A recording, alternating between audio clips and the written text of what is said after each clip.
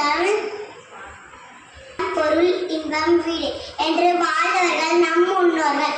அன்பும் மரணும் தான் வாழ்க்கையில் பண்பும் பயனும் என்கிறார் திருவள்ளுவர். அறம் என்பதன் பொருள். அறம் என்பது பசியென்று கையேந்தி வருவதற்கு உணவளித்தல், நேர்மையாக இருப்பது, பொய் பேசாமல் உண்மை மட்டும் பேசுவது ஆகும். அறவழியில் நின்று ஒழுங்கான தர்ம வழியில் செல்வது அறம். அவை அருள் கருத்து மனிதர்கள் அனைவரும் ஆற்றில் செல்ல வேண்டும் என்கின்றார் அவை பாட்டி. நூலான ஆத்திச்சூடியில் முதல் வரியில் அறம் செய்ய விரும்ப என குறிப்பிடுகின்றனர். இல்லாதுக்கும் ஒன்று இவரில்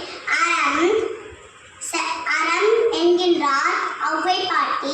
ஏழை